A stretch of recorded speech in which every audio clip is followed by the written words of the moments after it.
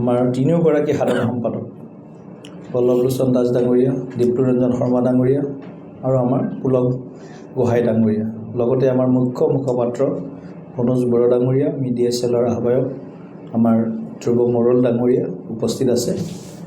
পোনপ্ৰথমে মই এই যি প্ৰতিবেদন প্ৰকাশ পালে, এই প্ৰতিবেদন সন্দৰ্ভত যি ধৰণৰ ভয়ংকৰ তথ্য আমি পালোঁ, ভ্ৰষ্টাচাৰ, জালিয়াতি, স্বজন তোষণ আৰু কংগ্ৰেছৰ যি এক চৰিত্ৰ আকৌ এবাৰ যি প্ৰকাশ হ'ল, কংগ্ৰেছ মানেই কৰাপশ্যন আৰু কৰাপশ্যন মানেই কংগ্ৰেছ। এই যি কথাটো আমি যোৱা দশক জুৰি কৈ আছিলোঁ বা ৰাইজৰ মনতো এই বিষয়লৈ কোনো সন্দেহ নাছিল যে কংগ্ৰেছ মানেই ভ্ৰষ্টাচাৰ, কংগ্ৰেছ মানেই দুৰ্নীতি।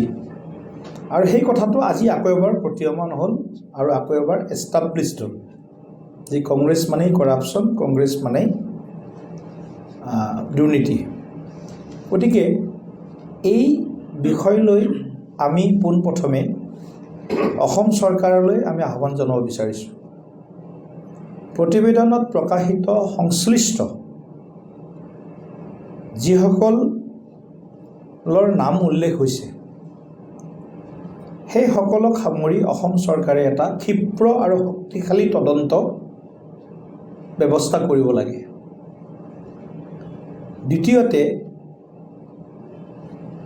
কংগ্ৰেছৰ যিসকল আজি ধৰক তদানীন্তন মুখ্যমন্ত্ৰী আমাৰ মাজত নাই, তেখেতলৈ মই শ্ৰদ্ধা নিবেদন কৰিছোঁ। শ্ৰদ্ধা নিবেদন কৰিয়ে বা পুষ্পাঞ্জলি অৰ্পণ কৰিয়ে কথাটো কৈছোঁ যে কংগ্ৰেছ দলে তৰুণ গগৈ ডাঙৰীয়াৰ নেতৃত্বত দুৰ্নীতিৰ যি বিকেন্দ্ৰীকৰণ কৰিলে, ডিচেন্ট্ৰেলাইজেশ্যন অফ কৰাপশ্যন,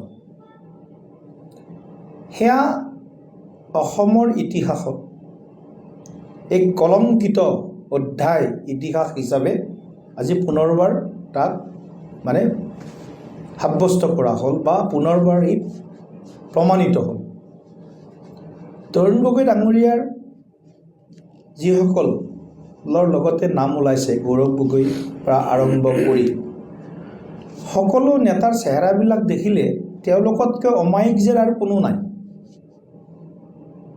অমায়িক চেহেৰাৰ অন্তৰালত যি ভয়ংকৰ দুৰ্নীতিৰ মুখাখন তেওঁলোকৰ প্ৰকাশিত হ'ল, সেইটো অসমৰ বাবে অসমৰ যি এটা প্ৰজন্ম তেওঁলোকে ধ্বংসৰ মুখলৈ ঠেলি দিছে। মেধাসম্পন্ন, দক্ষতাসম্পন্ন, বুদ্ধি বৃত্তিৰে পাৰ্গত যুৱ প্ৰজন্মক ব্যৱস্থাটোৰ পৰি আস্থাহীন কৰি তুলিছিল। এটা ব্যৱস্থা, যিটো ছিষ্টেমটোৰ প্ৰতি তেওঁলোকে অনাস্থা দেখুৱাবৰ বাধ্য হৈছিল, আস্থাহীন কৰি তুলিছিল।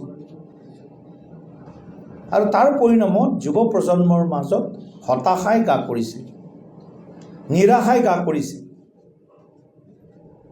মেধাসম্পন্ন যুৱক যুৱতী, গুণসম্পন্ন যুৱক যুৱতীৰ প্ৰতিভাক ভৰিৰে মোহাৰি কংগ্ৰেছ দলে যি মহাপাপ কৰিলে, তাৰ প্ৰায়শ্চিত্ত দেশৰ যুৱ প্ৰজন্মই, অসমৰ যুৱ প্ৰজন্মই কংগ্ৰেছৰ এই প্ৰায়শ্চিত্ত নিশ্চয় যুৱ প্ৰজন্মই বিচাৰিব।